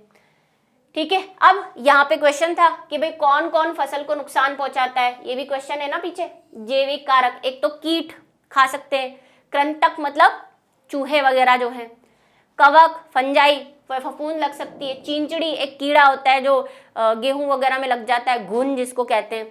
ठीक है, और जीवाणु, ये सब क्या कर सकते हैं, हमारे जो अनाज हमने गोदामों में स्टोर करके रखा है उसको नुकसान पहुंचा सकते हैं। इस पे क्वेश्चन है, किया हुआ अभी हमने। ये सब लक्षण बाजार में उत्पादन की कीमत को कम कर देंगे। भाई गेहूं अगर खाया हुआ होगा, कीड़े लगे हुए होंगे तो कौन खरीदेगा उसको। ठीक है, तो कारकों के नियंत्रण पाने के लिए उचित व्यवहार और भंडारण का प्रबंधन करना पड़ेगा।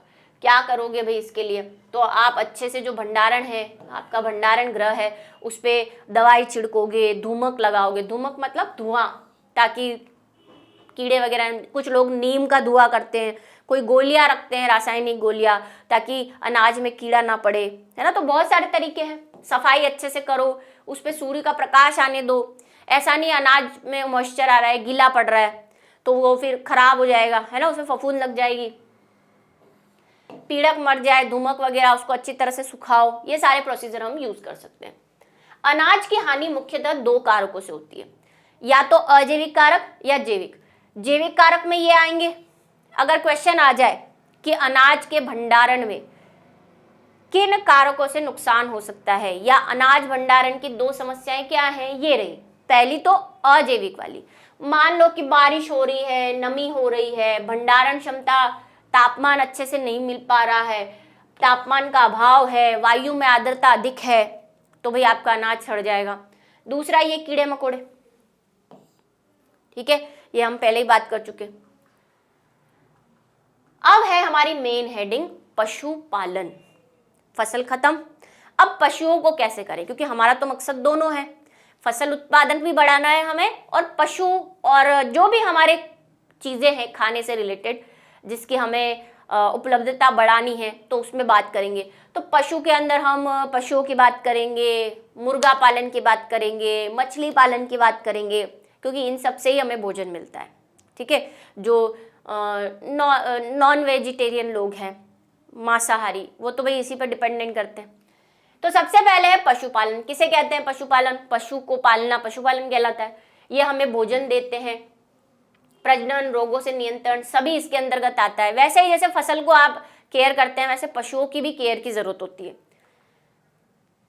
पशुपालन के क्या उद्देश्य है? सबसे पहला तो हमें दूध देती है और कृषि में हमारी हेल्प करती है ना, बैल वगैरह है उसी से हल चलाते हैं, सिंचाई, बोझा ढोने के काम में आते हैं। भारतीय पशु 2 मुख्यतः स्पीशीज, जैसे गाय, जिसकी स्पीशीज क्या है, बॉस इंडिकस, ये हो सकता है आपको पूछ ले अंदर से बीच में से कि गाय का साइंटिफिक नेम क्या है, बॉस इंडिकस, और भैंस का साइंटिफिक नेम क्या है, बॉस बुबेलस। लंबे समय तक दुग्ध स्थावण काल के लिए विदेशी नस्लों जैसे कि जर्सी, ब्राउन स्विस को चुनाव किया जाता है। हमें अलग अलग गायें भी अलग अलग किस्मों की आती है, देशी गाय, विदेशी गाय, ऐसे सुना होगा। तो देखो ये जर्सी है, ब्राउन स्विस है, ये सब विदेशी गायें हैं। इस पे भी क्वेश्चन बन सकता है, 2 विदेशी गायों के नाम बताओ, ठीक है। फिर देसी कौन सी है? देसी गाय है रेड सिंधी, साहीवाल, ये देसी गाय है। इनमें भी हम क्या कर सकते हैं, जैसे पौधों के अंदर हमने संकरण करवाया, 2 अलग अलग प्रकार के पौधे मिला के हमने कोई नया पौधा बना लिया, ऐसे हम जीवों के अंदर भी कर सकते हैं, मतलब जंतुओं के अंदर भी संकरण कर सकते हैं कि भाई कोई एक गाय की किस्म है, जैसे विदेशी किस्म है, देसी किस्म है, ठीक है। तो हम जैसे क्या करें कि रेड सिंधी है, इसकी कुछ अलग खासियतें, हो सकता है दूध ज्यादा देती है। साहीवाल की कुछ अलग क्वालिटी है, हम दोनों में क्या करवा दे, प्रजनन करवा दे और एक नई प्रकार की गाय बना दे जिसमें दोनों की क्वालिटी हो। तो ऐसा हम यहाँ पे भी कर सकते हैं। रोग प्रतिरोधक क्षमता बढ़ाने के लिए दूध उत्पादन बढ़ा सकते हैं, दुग्ध श्रावण मतलब दूध उत्पादन बढ़ाने के लिए हम भी ऐसा कर सकते हैं। पशुओं के स्वास्थ्य और स्वस्थ दूध उत्पादन के लिए शरीर की उचित सफाई और आवास की आवश्यकता होती है, ठीक है। पशुओं के शरीर पर झड़े बाल, धूल का हटाना, इसके लिए नियमित रूप से पशुओं की सफाई। अब पशुओं की देखभाल कैसे करोगे? पशु पालना ही नहीं है कि दूध ही निकालना है, और उसकी देखरेख भी तो करनी पड़ेगी। क्या देखरेख करोगे? उसके बालों की सफाई करना, उसको नहलाना है, उसको कोई रोग नहीं लग जाए, है ना, गर्मी सर्दी आदि से उसको बचा के रखना है। रोशनदान मतलब जहाँ पे लाइट अच्छे से आती हो, खिड़कियाँ वगैरह हो, जहाँ पे भी उसको रखा है, सर्दी गर्मी बारिश से उसको बचाए। आवास पर फर्श ढलवा होना चाहिए, साफ सफाई होती रहे, ऐसा नहीं जैसे ढलान वाला फर्श होना चाहिए, ज़्यादा भी नहीं, थोड़ा, कि वो पॉटी सुसु करे तो वो बह के अलग चला जाए, वरना वहीं पॉटी कर रही है, वहीं सुसु कर रही है, सब गंदा हो रहा है, फिर उसको सफाई भी करो। दूध देने वाली पशु के आहार की आवश्यकता 2 प्रकार से होती है ना। जो दूध देने वाली गायें होती हैं उनको कैसा खाना दिया जाता है? एक प्रकार का आहार जो उनके स्वास्थ्य को अच्छा ध्यान रखे। पहला तो उनका स्वास्थ्य अच्छा रहे, ऐसा आहार उन्हें देना पड़ेगा। दूसरा, उससे दूध उत्पादन क्षमता को भी बढ़े। 2 ही काम है। कैसा खाना देंगे पशुओं को? पहला कि उनका स्वास्थ्य अच्छे से मेंटेन रहे, क्योंकि वो स्वस्थ रहेंगी तभी दूध दे पाएंगी। बीमार होगी तो आप उनसे दूध नहीं ले सकते, कोई काम नहीं करवा सकते। दूसरा, आपको दूध उत्पादन क्षमता बढ़ानी है। ठीक, तो दूध उत्पादन क्षमता के लिए कैसा खाना दोगे जिसमें भाई दूध उससे ज़्यादा से ज़्यादा दूध बने, उसको प्रोटीन, न्यूट्रिएंट, कार्बोहाइड्रेट दो ताकि दूध अच्छे से पैदा कर पाए। मोटा चारा दिया जाता है, रेशे वाला, सांद्र जिसमें कि रेशे कम होते हैं और प्रोटीन व अन्य पोषक पदार्थ। सांद्र भोजन मतलब वही जिसमें क्या हो, रेशे कम हो और प्रोटीन व अन्य पोषक पदार्थ अधिक होते हैं। ऐसे पोषक तत्व के अतिरिक्त कुछ सूक्ष्म पोषक तत्व भी मिलाए जाते हैं। देखो बच्चों, 9th में क्या होता है, लोकल, आपको पता है ज्यादा कुछ 9th के अंदर ऐसा होता नहीं है, लिमिटेड क्वेश्चंस आते हैं और ज्यादातर एनसीईआरटी के पीछे वाले क्वेश्चंस ही आपके आते हैं।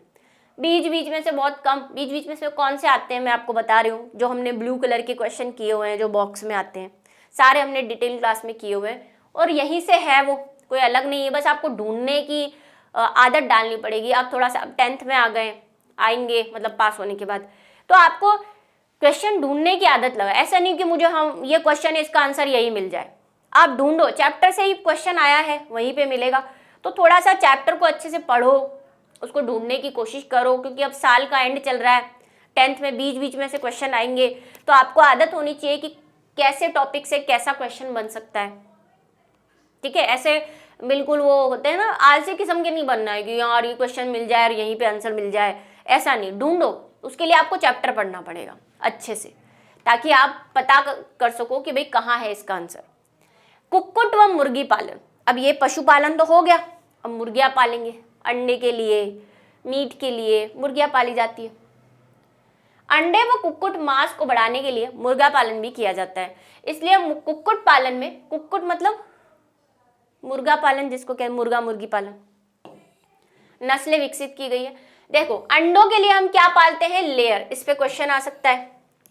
अगर हमें सिर्फ मुर्गियों से अंडे चाहिए, मीट नहीं चाहिए, तो उसके लिए जो हम पालन पोषण करते हैं उसे हम कहते हैं लेयर। अगर हमें मीट के लिए मुर्गा या मुर्गी पालनी है तो उसे हम कहते हैं ब्रोलर। ये दो प्रकार से हम पालन करते हैं। मीट के लिए जो पालन किया जाता है उसे ब्रोलर, और जो अंडों के लिए करते हैं उसको लेयर। अब हमारे पास कौन कौन सी किस्में हैं, देखो, देसी किस्म में अगर हम बात करें तो हमारे पास एसिल है, और विदेशी किस्म में हमारे पास कौन सी है, लेगहॉर्न है। ये देसी विदेशी किस्म आपको पूछ सकते हैं, पशुओं में भी पूछ सकते हैं, गाय वगैरह में, और इसमें भी पूछ सकते हैं। चूजों की संख्या की गुणवत्ता पे ध्यान देना है, ज़्यादा से ज़्यादा बच्चे दें, ज़्यादा से ज़्यादा बच्चे होंगे तो ज़्यादा से ज़्यादा मुर्गियाँ होंगी, मुर्गा मुर्गी होंगे, उतने ही ज़्यादा अंडे मिलेंगे। छोटे कद के ब्रोलर माता पिता द्वारा चूजे के व्यावसायिक उत्पादन हेतु गर्मी अनुकूलन क्षमता, उच्च ताप को सहने की क्षमता होनी चाहिए। जो भी किस्म, आप इसमें भी किस्में हैं, सब में किस्में हैं बेटा, फसलों में भी अलग अलग प्रकार की किस्में हैं, जंतुओं में भी अलग अलग प्रकार की किस्में हैं, है ना, अलग अलग जाति के होते हैं। तो भाई देखभाल में कम खर्चा होना चाहिए, ऐसी चीज को पालेंगे आप। अंडे देने वाले तथा ऐसे क्षमता वाले पक्षी जो कृषि के उप उत्पाद से प्राप्त हो सस्ते रेशे आहार का उपयोग करें। हम चाहते हैं कि भाई हमें कोई अलग से उनके नखरे भी नहीं सहने पड़े, हम खेती कर रहे हैं उसमें से जो भी बच रहा है, उप उत्पाद का मतलब खेती में जो बचा कुचा दाना है, कोई फसल है, कोई उसके बचे कुचे टुकड़े हैं, उससे भी भाई उसके खाने का काम चल जाए, ऐसी मुर्गियों को पालेंगे। ज्यादा हम उनके नखरे सहन नहीं करेंगे।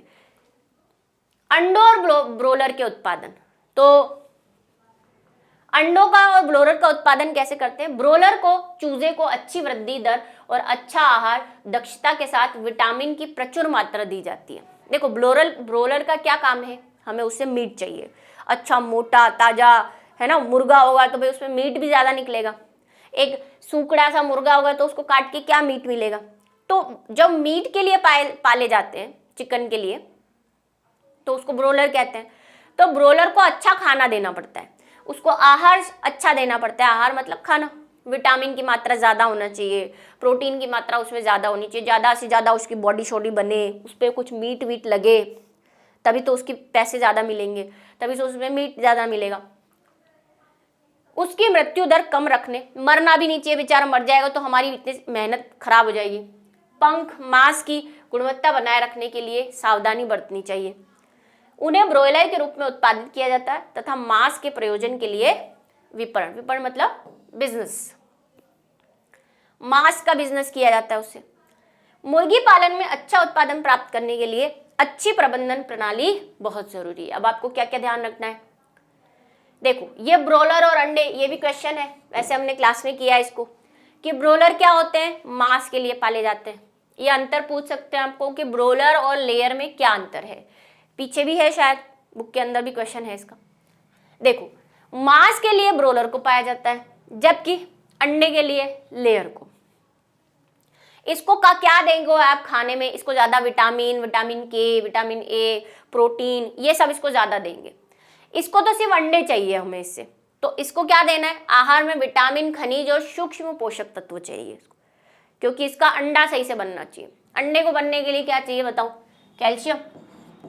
अंडे का खोल किससे बनता है, कैल्शियम कार्बोनेट से, तो इसको कैल्शियम वगैरह ज्यादा देंगे ताकि अंडे अच्छे से बने।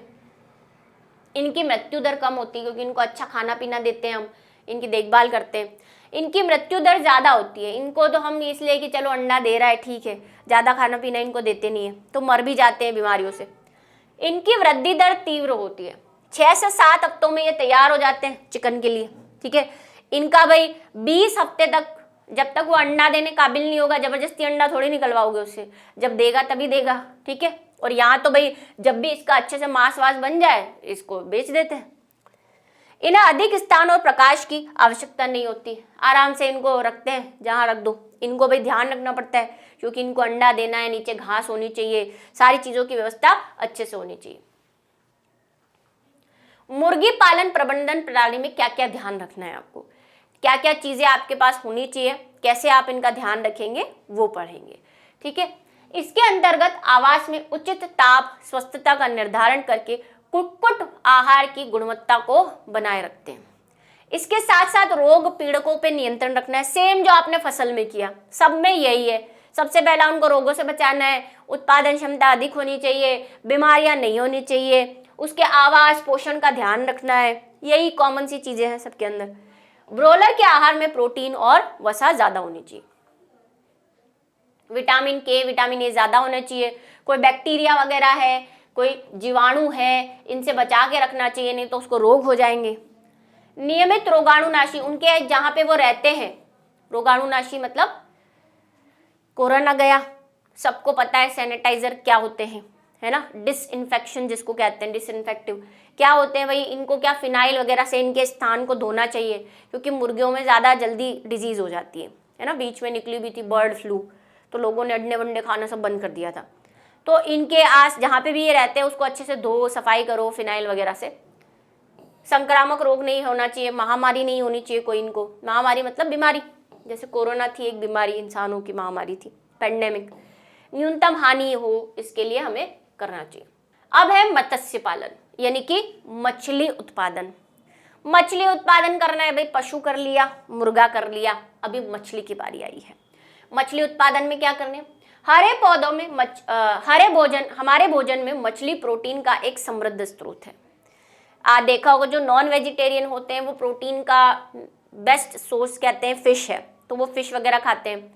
चलो हमारे इधर तो इतना ट्रेंड नहीं है, आप थोड़ा सा साउथ वगैरह जाओ, केरल वगैरह, फॉरेन में जाओ तो वहाँ पे फिश ज़्यादा चलती है, गोवा चले जाओ, है ना, तो वो इसी पे डिपेंडेंट होते हैं फिश वगैरह पे। उत्पादन पाख युक्त मछलियाँ, पाख मतलब पंख, प्रॉन है, मोलस्का है ना, ये सारी चीजें हम क्या करते हैं, पालते हैं मछलियों में। मछली प्राप्त करने की 2 विधि है। पहली तो क्या, प्राकृतिक विधि जहां से हम मछलियां पकड़ के लाते हैं। दूसरा स्रोत है मछली पालन करना, कि हम खुद मछली पालें, इस पे भी क्वेश्चन आ सकता है। पहला क्या है कि भाई आप नदी में जाओ, तालाब में जाओ, समुद्र में जाओ, वहां से मछलियां पकड़ के ले आओ। दूसरा, आप अपने मछली फार्म बना दो, है ना, वहाँ पे आपने एक तालाब बना रखा है खुद से, उसमें बहुत सारी प्रकार की मछलियाँ डाल रखी है, मोलस्का, प्रोन डाल रखे हैं, जहाँ पे आप पालते हो और फिर बेचते हो। तो 2 तरीके हैं, एक तो प्राकृतिक रूप से या फिर आप खुद पालो, जिसको हम क्या कहते हैं, मछली संवर्धन। मछलियों के जल स्रोत समुद्री जल तथा ताजा जल से प्राप्त कर सकते हो। दोनों तरह से कर सकते हो, या तो समुद्र से कर सकते हो या फिर नदियों तालाबों में जाके आप क्या कर सकते हो, मछली को पकड़ के भी ला सकते हो। सबसे पहली है समुद्रा मत्स्य का, नाम ही बता रहा है भाई इसका, ये लवणीय जल से मतलब समुद्र से मछलियां पकड़ के लाएंगे। इसमें भारत में समुद्री मछली संसाधन 7,500 किलोमीटर समुद्री तट और इसके अतिरिक्त समुद्र की गहराई तक है। बहुत सारा समुद्र है हमारे पास। हम बोलते हैं 70% हमारा पृथ्वी जो है वो पानी से घिरी हुई है, उसमें मैक्सिमम तो खारा पानी है। और भारत का भी आप निचला एरिया जो देखोगे, ये वाला, ये नीचा एरिया वाला, यहाँ पे तो भाई समुद्र है। कौन कौन सी मछलियाँ है, पॉम्फ्रेट, नाम याद करने पड़ेंगे, मैकल, टूना, साउडन, ये सब मछलियों के नाम है। किसी किसी को तो पता भी होगा जो खाते होंगे, ठीक है। तो ये फोटोग्राफ है इनके, देखे ही थे हमने क्लास के अंदर भी। समुद्री मछली पकड़ने के लिए विभिन्न प्रकार के जालों का उपयोग किया जाता है और नावें, भाई ना आपने देखा होगा मछलियां पकड़ते हुए लोगों को, नाव में जाल डालते हैं, ऐसे फैलाते हैं, फिर वो जाल इकट्ठा कर लेते हैं जो भी मछलियां पकड़ में आई उसके अंदर। सैटेलाइट प्रतिध्वनि गंभीरता मापी से भी खुले समुद्र में मछलियों के बड़े समूह का पता लगा सकते हैं। आजकल टेक्नोलॉजी बहुत अच्छी हो गई है, सैटेलाइट से भी हम पता कर सकते हैं कि कहाँ पे मछलियों का झुंड ज़्यादा है, तो वहाँ पे जाल डालें, वहाँ से पकड़े। प्रतिध्वनि होता है इको, एक टेक्नोलॉजी होती है इको होती है, जिसमें समुद्र के अंदर रेस डाली जाती है, किरणें डाली जाती है, उससे भी पता चल जाता है कि कहाँ पे मछलियाँ ज़्यादा है, कहाँ पे कम है। कुछ आवश्यक महत्व वाली समुद्री मछलियाँ और समुद्री जल में संवर्धन भी किया जाता है। मुलेट, बेटकी, पर्ल सेट, ये सब मछलियों के नाम है बच्चों, ये सब मछलियाँ हैं। बाकी ऑयस्टर बताया था मैंने आपको, ऑयस्टर पे एक वीडियो भी डाला हुआ है, मोती कैसे बनते हैं। ऑयस्टर क्या होते हैं, वो सीप होती है ना ऐसी, इसके अंदर मोती बनता है ना, तो मोती उत्पादन के लिए ऑयस्टर को पाला जाता है। फिर है अंतःस्थलीय मछलियां, वो तो हो गई समुद्र वाली मछलियां। एक हम खुद से अपना या तो तालाब नदियों में जाके करें, या खुद से, जैसे मैंने कहा कि आप छोटा मोटा कोई पॉन्ड बना लो, उसमें मछलियां पालो और बेचो, तो ये इसके अंदर आएगा। ताजा जल के स्रोत जैसे कि नाले, तालाब, पोखर, या तो इससे पकड़ लो, जैसे कि नदी मुख, लेगून, ये सब महत्वपूर्ण है। लेगून क्या होते हैं बच्चों, नदी का मुख मतलब नदी का किनारा, लेगून का मतलब जहाँ पे खारा पानी और मीठा पानी आके मिलता है, उसको बोलते हैं लेगून। जब मछलियों का प्रंगण अंतःस्थलीय वाले स्रोतों पर किया जाता है तो उत्पादन क्षमता अधिक नहीं होती है। सिंपल सी बात है। एक तो आप नेचुरली जो समुद्र है इतना बड़ा, इतनी बड़ी नदी तालाब है, वहाँ पे पैदावार आपको ज़्यादा मिलेगी। उसी जगह अगर आप सोचो कि मेरा खेत है, उस पर मैं एक तालाब बना के मछलियाँ पालूँ, तो आपकी लिमिटेशन रहेगी वहाँ पे कि इतना ही एरिया है, उसमें मछलियाँ पालनी है, तो वहाँ पे मछलियों का उत्पादन आपको ज़्यादा नहीं मिलेगा। अगर फिर भी आप अधिक मछली संवर्धन करना चाहते हैं तो आप मिश्रित मछली संवर्धन करें। मिश्रित मछली क्या होता है भाई, मिक्स बोना, कि भाई पॉम्पलेट भी साथ में, बोना मतलब वही पालना, पॉम्पलेट भी साथ में तालाब के अंदर है, बॉम्बे डक भी साथ में घूम रही है ना, फिर हमने ऑयस्टर भी डाल रखे हैं। तो 2-4 प्रकार की मछलियां अगर आप बोओगे तो हो सकता है कि आपको उत्पादन क्षमता अधिक मिले, प्लस वैरायटी ज़्यादा होगी तो आपकी इनकम भी ज़्यादा होगी। जैसे 5-6 प्रकार की मछलियां आप क्या करो, बो दो मतलब वही उनका संवर्धन करो। आहार के लिए प्रतिस्पर्धा नहीं हो, पर आप में इसको क्या ध्यान रखना है, इस चीज़ में आपको ऐसी मछलियां रखनी है जिनकी भोजन की आवश्यकता अलग अलग होनी चाहिए, सेम नहीं होनी चाहिए, वरना फिर वो एक ही खाने में सारी टूट पड़ेगी, फिर वो आपस में लड़ा झगड़ी करेंगी, मर जाएंगी, आपका तो नुकसान हो जाएगा। तो आपको ये ध्यान रखना है कि उनकी आहार क्षमता अलग अलग हो, प्रतिस्पर्धा नहीं होनी चाहिए, उसमें लड़ाई झगड़ा नहीं होना चाहिए। इसके लिए परिणाम स्वरूप तालाब के प्रत्येक भाग में उपलब्ध आहार का प्रयोग हो। अब वो कैसे करें, तो मैंने आपको बताया था, जैसे कि हमने तालाब लगाया, अब देखो तालाब में नीचे भी कुछ पौधे उगे हुए हैं, बनाया हमने हमारे खेत में तालाब है ना, ऊपर ये तालाब का पानी है, यहाँ पे भी कुछ कमल वगैरह ऐसे उगे हुए हैं, सिंगाड़ा उगा हुआ है ना, जो भी उगा हुआ है। अब तालाब में से मछलियाँ तो रखोगे नहीं, आपको पौधे भी लगाने पड़ेंगे। अब कोई भी सजीव संरचना होती है तो उसके अंदर बैक्टीरिया भी होते हैं, वायरस भी होते हैं, चाहे आप उसको डालो नहीं डालो वो अपने आप आ जाते हैं। तो इसके अंदर सूक्ष्म जीव भी होते हैं, अब आपको ऐसी मछलियां पालनी है, अगर चार पांच प्रकार की मछलियां पाल रहे हो, कि कुछ मछलियां सिर्फ ऊपर रहे, ऐसे कलर चेंज कर दूं, कुछ मछलियां ऊपर रहे, कुछ नीचे रहे। नीचे वाली मछलियां नीचे वाला खाना खा रही है, ऊपर वाली मछलियां ऊपर वाला खाना खा रही है, तो आपको ज्यादा कंपटीशन भी नहीं होगा, प्लस आपको देख रेख भी नहीं करनी पड़ेगी, वही मैंने कहा झगड़ा नहीं होगा, और साथ में आपके तालाब की हर चीज का उपयोग भी हो जाएगा, है ना। नीचे वाले जो पौधे आपने उगाए हैं वो भी मछलियों के काम में आ रहे हैं, ऊपर आपने जो पौधे उगाए हैं, जो भी कुछ डाल रहे हो आप, अनाज वगैरह जो भी डाल रहे हो वो काम आ रहा है ना। यहाँ वाली मछली या यहाँ का खाना खा लेगी, फिर नीचे कुछ गिर गया मान लो बचा कुचा, तो ये खा लेंगी, तो आपस में झगड़ा नहीं करेंगी, ऐसा आपको ध्यान रखना है। जैसे कटला मछली एग्जाम्पल दे रखा है, कटला मछली जल की सतह से अपना भोजन करती है, सतह पे रहती है और सतह पे ही भोजन खा लेती है। जबकि जो रोहू मछली होती है वो क्या करती है, नीचे वाला खाना खाती है, मध्य क्षेत्र वाला, यहाँ बीच वाला कोई खाना खाती है, मिडिल वाला। और जो कॉमन कार्प होती है वो क्या करती है, तली, तली का मतलब सबसे नीचे खाना खाती है। तो ऐसे आप क्या कर सकते हैं, एग्जाम्पल देके इसको एक्सप्लेन कर सकते हैं। निश्चित मछली संवर्धन में एक समस्या यह है कि इसमें कई मछलियां केवल वर्षा ऋतु में ही जन्म करती है। अब यहाँ पे एक प्रॉब्लम भी है, सारी मछलियां हर काल में बच्चे नहीं देती।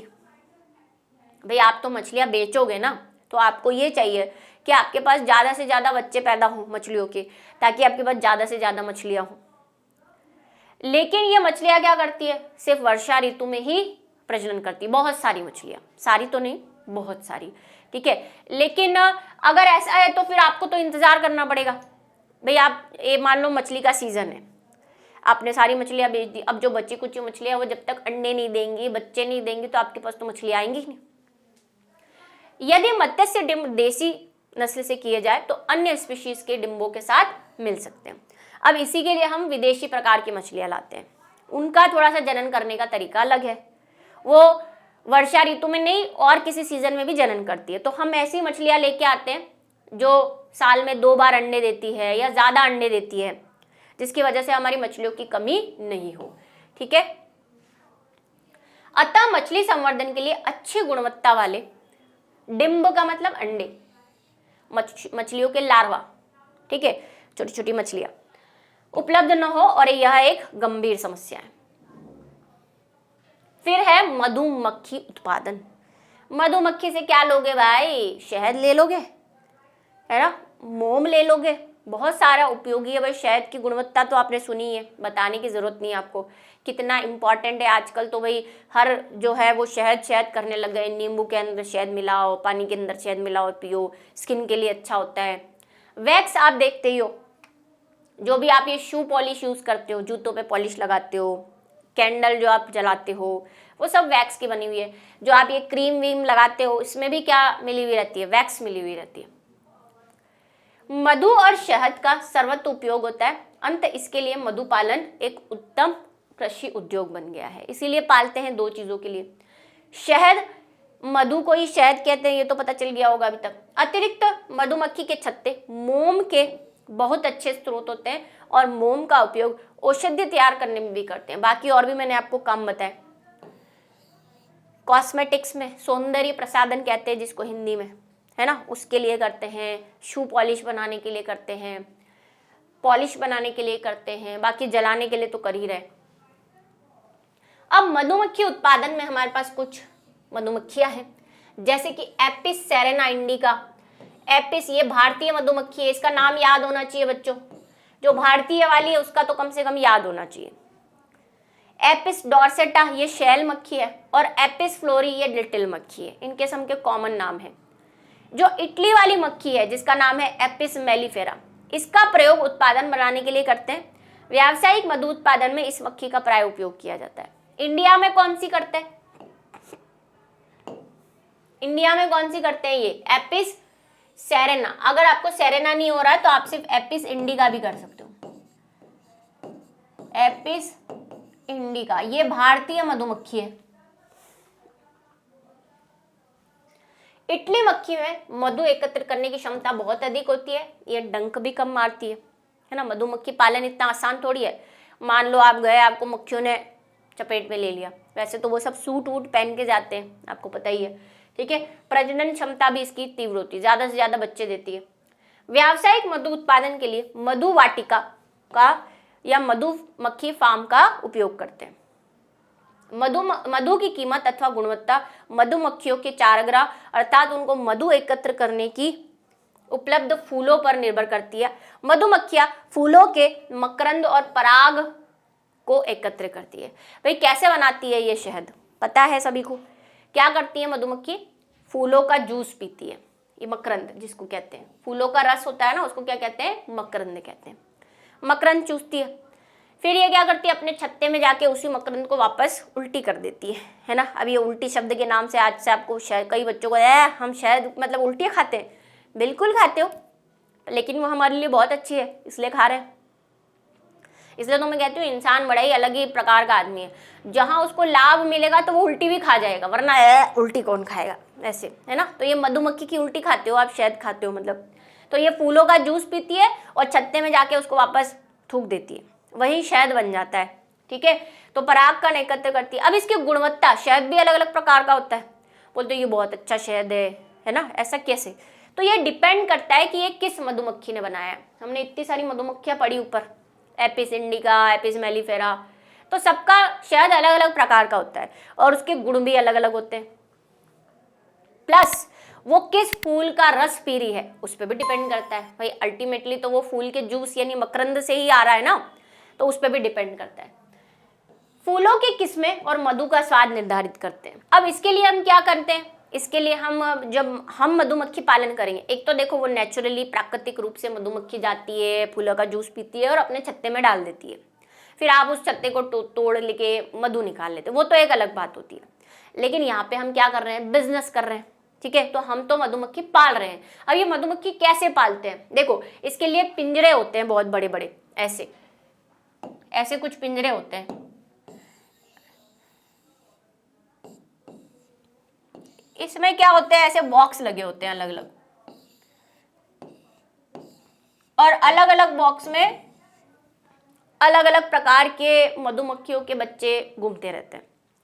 जैसे कि नीचे वाले बॉक्स होता है, उसमें मधुमक्खियों के अंडे रखने की जगह होती है, ठीक है। उससे ऊपर वाले में मधुमक्खियाँ, थोड़ी सी बड़ी मधुमक्खियाँ होती है, फिर उससे ऊपर वाले में भाई मोम बनाती है वो, उससे ऊपर वालों में शहद वहद पड़ा रहता है। फिर है ना ये ड्रॉर की तरह होते हैं, ड्रॉर होता है ना टेबल के अंदर, ऐसे ड्रॉर की तरह इसको बाहर निकाल लेते हैं, उसमें शहद इकट्ठा पड़ा रहता है, फिर उनको तोड़ के नीचों के शहद निकालते हैं। इनकी संरचना छत्तों की तरह ही होती है, लेकिन ये आर्टिफिशियल है। एक तो वो छत पे उगता है, वो तो अलग प्रकार का छत्ता है, ये भी वैसे ही दिखते हैं अंदर से, इनको बनाया जाता है और आसपास फूल वगैरह लगाए जाते हैं। अभी मैंने कहा कि भाई शहद की जो क्वालिटी है वो किस पे डिपेंड करेगी, एक तो मधुमक्खी पे, दूसरा कि आसपास फूल वगैरह कैसे हैं, क्योंकि उसी का जूस लेके आएगी। तो ये छत्ते बनाते हैं, प्लस आसपास अच्छे अच्छे फूल उगाते हैं ताकि मधुमक्खियाँ जाएं, उनका फूल का जूस पिए, वापस यहाँ पे शहद बनाएं। हालांकि ये बहुत कॉम्प्लिकेटेड काम है, ऐसे मधुमक्खियाँ आपके बनाए हुए छत्ते पे क्यों आएंगी, उसको कोई ट्रेनिंग दी आपने कि भाई मैंने छत्ता बनाया है, आज आना, इस पे शहद लग के जाना, ऐसा नहीं होता। ये क्या करते हैं, एक तो ओरिजिनल छत्तों जैसा छत्ता बनाते हैं और ऐसे एरिया में जाके बनाते हैं जहाँ पे मधुमक्खियाँ पाई जाती है, या वहाँ से मधुमक्खियों को पकड़ के भी लाते हैं, फिर यहाँ पे उसको छत्ते में डालते हैं। इसमें कुछ ऐसे केमिकल रखते हैं जिससे मधुमक्खियाँ इनकी तरफ आकर्षित हो। ये जो फूल वूल लगा रहे हैं ये भी इसीलिए लगा रहे हैं ताकि मधुमक्खियाँ आए, फूलों का जूस चूसने, फिर उनको छत्ते देखें, उस पर रहें, अंडे दे। तो इसमें भी बहुत माथापड़ी होती है। ऐसा नहीं है कि मधुमक्खी पाल लो, हम भी पाल लेंगे घर पे। कई बार डंक मार देती है, सूट वूट पहन के जाना पड़ता है, बहुत प्रोटेक्शन करनी पड़ती है, बारिश से, सर्दी से, गर्मी से बचा के रखना पड़ता है। तो ये था मधुमक्खी पालन, ठीक है। और इसी के साथ हमारा जो आज का वन शॉट है वो भी खत्म होता है। जो जो क्वेश्चन बनते थे वो मैंने बता दिए, बाकी एनसीईआरटी के क्वेश्चंस आप देख सकते हैं। ज़्यादातर क्लास 9th में एनसीईआरटी के क्वेश्चन से डीपली नहीं पूछते, उनमें से बन जाएंगे, और डिटेल क्लास में हमने सारे क्वेश्चंस देखे भी हैं। तो मिलेंगे नेक्स्ट टाइम, तब तक के लिए सभी को धन्यवाद। लाइक, शेयर और कमेंट सेक्शन में अपना कमेंट ज़रूर लिखें।